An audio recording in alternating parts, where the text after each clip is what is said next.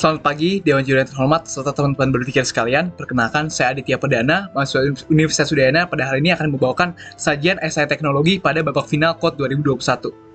Indonesia mengalami banyak sekali problematika perikanan di kala COVID-19, mulai dari menurunnya demand produk, menurunnya pendapatan nelayan, restriksi yang menyebabkan akses distribusi yang terbatas, serta berubahnya frekuensi operasi dari nelayan itu sendiri. Namun, meskipun ragam problematika, belum cukup untuk menggoyahkan kedikdayaan dari sektor perikanan terhadap kontribusinya pada PDB. Karena ternyata sektor perikanan masih menyumbang indeks positif di antara indeks-indeks negatif yang disebabkan oleh sektor-sektor lainnya. Resiliennya sektor perikanan bukan berarti kita harus menutup mata kita terhadap problematika yang memang sudah ada sejak lama. Problematika yang dialami Indonesia adalah meskipun perikanan terus memiliki indeks yang naik, baik kontribusinya terhadap PDB ataupun kontribusinya terhadap ekspor, namun kontribusi kenaikan tersebut nihil sekali terhadap potensi sebenarnya yang dimiliki oleh perikanan Indonesia. Karena berdasarkan Krishna pada tahun 2021, sebenarnya Indonesia memiliki potensi perikanan hingga 130% dari PDB. Namun, utilisasi potensi kita hingga saat ini masih berada di angka 3%. Siapakah yang bertanggung jawab untuk mengutilisasi potensi perikanan kita? Ternyata itu adalah nelayan, di mana 90% dari nelayan berdasarkan Bappenas merupakan atau diklasifikasikan ke dalam kelompok nelayan tradisional. Permasalahannya tradisional adalah kita tahu dia memiliki akses terhadap teknologi yang konvensional saja dan tidak memiliki akses dan juga pengembangan akan teknologi yang baru terbarukan. Terdapat dua metode bagaimana cara nelayan-nelayan ini menghasilkan uang. Yang pertama adalah mereka menangkap ikan dan juga mengeringkan ikan. Metode existing yang ada adalah mereka mengeringkan ikan di teras mereka ataupun di pesisir pantai. Kita tahu yang pertama ini tidak efisien waktu serta kurang higienis. Terdapat metode lainnya yaitu mereka menggunakan pembakaran biomasa untuk mempercepat proses pengeringan. Memang jauh lebih cepat, namun problematikanya terletak pada denaturasi protein pada saat teraplikasikan pada suhu yang panas, serta diproduksinya juga zat dioksin pada saat kita membakar biomasa. Next. Metode lainnya yang digunakan nelayan adalah menangkap dan juga menjual ikan mereka secara mentah. Dalam mempreservasi tangkapan mentah mereka, nelayan banyak menggunakan cooler box berbahan styrofoam. Kita tahu ini akan berdampak terhadap lingkungan karena styrofoam merupakan bahan yang berbahaya. Selain itu, terdapat juga mekanisme lain yaitu cold storage komunal. Memang akan mempreservasi ikan jauh lebih baik dan juga lebih lama, namun perlu digarisbawahi adalah nelayan tradisional tidak memiliki uang cukup banyak untuk menyewa cold storage, serta banyak juga problematika tutupnya cold storage di masa pandemi COVID-19. Next. Maka dari itu, saya Aditya Perdana Putra Purnomo menggagaskan desain konsep Porcos-Vida, Portable Per-Tier Thermoelectric Fish Cooler and Dryer 2 dalam 1, bertenaga hybrid yaitu solar PV, thermal and seaback effect, guna meningkatkan produktivitas nelayan tradisional di kawasan pesisir seluruh Indonesia. Di konsep Porcos-Vida terletak pada dua efek ini yaitu efek seaback dan efek Per-Tier, maka saya akan melakukan familiarisasi terhadap efek tersebut. Efek Peltier adalah efek yang terjadi pada sebuah mode Peltier. Berikut merupakan mode Peltier yang berukuran 4x4 x 3 mm. Pada saat kita aplikasikan tegangan pada mode Peltier, maka satu sisi Peltier akan mengemisikan panas, sedangkan satu sisi mengemisikan udara dingin. Pada saat kita membalik polaritas tegangan pada mode Peltier, maka sisi yang awalnya panas akan menjadi dingin, dan sisi yang awalnya dingin akan menjadi panas.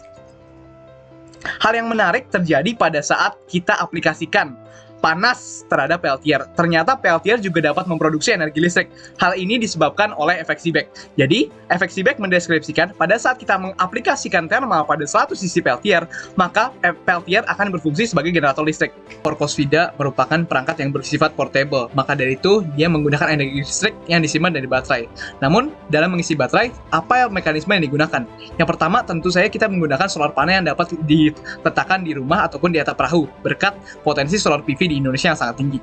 Yang kedua adalah kita menggunakan efek seaback yang saya telah jelaskan sebelumnya, yaitu dengan mengkonversi panas perahu motor tempe yang biasa digunakan nelayan menjadi energi listrik untuk keperluan pengisian Porcos-Vida dalam memenuhi kebutuhan energi dalam baterai menggunakan tidak hanya konversi energi namun juga konservasi energi. Kita tahu juga bahwa implementasi sistem Porcos-Vida akan mengkonversi energi panas yang sebelumnya terbuang pada perahu motor tempe nelayan. Bagaimana caranya? Tentu saja dengan menggunakan sebuah enkapsulasi. Enkapsulasi dengan bahan tembaga yang dipilih karena memiliki konduktivitas termal yang baik. Di dalam tembaga ini, panas yang diserap yang dikeluarkan dari motor tempe akan dikonversi oleh sejumlah modul Peltier yang terintegrasi dalamnya menggunakan efek Seebeck. Selanjutnya, energi listrik yang dihasilkan dalam efek Seebeck akan digunakan untuk mengisi baterai untuk keperluan kerja Porcos-Vida. Terdapat alasan mengapa kita menggunakan dua sumber energi. Yang pertama adalah alasan untuk meningkatkan densitas sehingga Porcos-Vida dapat beroperasi lebih lama. Yang alasan kedua adalah kita harus melihat aktivitas nelayan, yaitu pada saat melakukan pelayanan di malam hari dapat menggunakan efek Seebeck, serta aktivitas nelayan mengeringkan ikan pada siang hari dapat menggunakan panel surya yang sangat strategis terhadap consumer behavior dari masyarakat pesisir itu sendiri. Ini adalah Porcos-Vida Cooling Mode. Porcos-Vida Cooling Mode berfungsi untuk mendinginkan entitas yang akan disimpan di dalamnya, yaitu dalam hal ini adalah ikan. Memiliki ukuran 80 cm x 60 cm x 60. Mengapa ukurannya seperti ini? Jadi kita harus menyesuaikan implementasi teknologi kita terhadap pasarnya seperti apa. Karena target kita adalah nelayan tradisional, di mana nelayan tradisional berdasarkan klasifikasi kapal, memiliki kapal dengan ukuran di bawah 5 gross ton, dengan ukuran panjang maksimal 11 meter, lebar maksimal 1,25 meter, dan tinggi maksimal 1 meter, maka ukuran 80 x 60 x 60 ini adalah merupakan ukuran yang sangat strategis, tidak mengganggu aktivitas mereka. Namun, meskipun dengan ukurannya dan nama yang portable, ternyata implementasi Porcos-Vida dapat menampung sebanyak 230 liter atau setara dengan 92 ekor ikan. Tujuan utama dari Porcos-Vida Cooling Mode adalah untuk menurunkan suhu dengan waktu secepat mungkin. Maka dari itu, komponen yang bertanggung jawab dalam melakukan kerja ini adalah tentunya plat terintegrasi Peltier. Langkah selanjutnya adalah setelah kita menurunkan suhu adalah bagaimana cara kita menjaga suhu agar berada pada temperatur tersebut selama mungkin. Maka dari itu diperlukan insulasi. Pada kasus ini, insulasi yang digunakan adalah insulasi polyurethane karena bersifat eco-friendly, mudah didapat, dan juga memiliki konduktivitas termal yang sangat rendah. Langkah selanjutnya, jika kita menurunkan suhu dengan tujuan untuk menghambat replikasi bakteri, bagaimana kalau kita membunuh bakteri tersebut dengan UV light? Pada tutup Porcos-Vida terintegrasi 3 UV light yang dapat digunakan untuk membantu membunuh bakteri pembusuk. Permasalahan Peltier, yaitu yang merupakan pompa kalor di mana pada saat satu sisi dingin maka sisi lainnya akan panas, diatasi dengan menggunakan heatsink serta fan yang digunakan untuk mendinginkan bagian luar Porcos-Vida. Berikut merupakan line diagram atau wiring diagram dari Porcos-Vida Cooling Mode. Wiring diagram mendeskripsikan interkoneksi perkabelan antara satu komponen elektrika dengan komponen lainnya. Dapat diamati, output dari solar PV dan juga Seebeck effect akan distabilkan oleh solar charge controller untuk mengisi baterai. Baterai yang digunakan jenis apa? Digunakan baterai jenis lithium polimer karena masa hidupnya yang hingga 20 tahun. Output energi listrik dari sana akan disalurkan kepada Peltier. Pada plat Peltier terintegrasi sejumlah modul Peltier yang dikonfigurasikan secara paralel. Tujuannya adalah jika satu modul Peltier terganggu, maka tidak akan terdampak pada baris Peltier lainnya ataupun pada plat Peltier lainnya, sehingga Porcos-Vida Cooling Mode tetap dapat mendinginkan. Definisi dari inovasi itu sendiri adalah menggunakan metode yang baru yang menggantikan metode yang lama yang dinilai kurang efisien atau kurang efektif.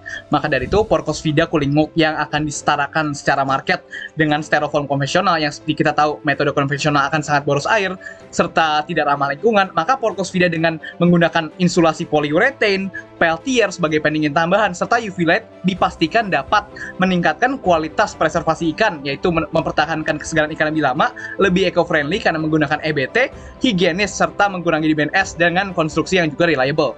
Berikut merupakan rangka multi-stage dari Porcos-Vida yang dapat mentransformasikan Porcos-Vida dari cooling mode menjadi drying mode yang akan dijelaskan pada slide selanjutnya. Bayangkan kita memiliki Porcos-Vida cooling mode dengan menangkakan Peltier, heatsink, dan juga polyurethane menyisakan kita terhadap rangka multi-stage. Rangka multi-stage dengan mekanisme yang sangat menarik yang dapat mentransformasi Porcos-Vida dari cooling mode menjadi Porcos-Vida drying mode sebagai berikut. Langkah selanjutnya yang perlu dilakukan hanyalah memasang solar reflektor dan juga kaca, serta kembali memasang Peltier. Sehingga dijadikanlah Porcos-Vida yang awalnya cooling mode menjadi drying. Berikut merupakan desain dari Porcos-Vida drying mode. Dapat diamati bahwa Porcos-Vida telah mengalami ekspansi desain dibandingkan ukuran sebelumnya pada cooling mode. Meskipun begitu, kita harus konsiderasi pula bahwa kapasitas maksimum loading dari Porcos-Vida drying mode hanya sebesar 50%. Hal ini disebabkan karena pada saat mengeringkan ikan, kita harus mempertimbangkan jarak antar ikan untuk mencapai pengeringan yang maksimum. Namun meskipun begitu, dengan kapasitas 50% tetap bisa menampung 208 ekor ikan dengan total volume maksimum sebesar 522 liter. Berikut merupakan prinsip kerja dari Porcos-Vida drying mode. Dapat diamati bahwa Porcos-Vida drying mode memiliki enkapsulasi atau bodi keseluruhan turbo terbuat dari kaca. Tujuannya adalah untuk memudahkan sinar matahari masuk sehingga meningkatkan ambient temperatur.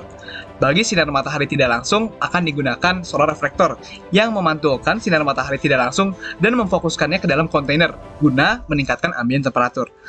Selain metode menggunakan solar thermal, maka digunakan juga metode menggunakan Peltier. Peltier yang digunakan adalah Peltier yang sama digunakan pada metode cooling mode. Perubahan yang harus dilakukan hanya dengan membalikan polaritas yang awalnya positif menjadi negatif. Selain itu, terdapat alasan mengapa kita menggunakan plat berwarna hitam. Karena plat berwarna hitam memiliki konduktivitas yang lebih baik dan dapat menyerap panas dan juga mengemisikan panas lebih baik.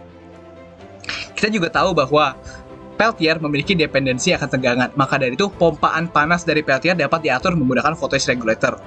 Yang terakhir, permasalahan distribusi pengeringan ikan yang tidak merata pada metode konvensional diatasi pada metode Porcos-Vida drying mode dengan menggunakan cooling fan.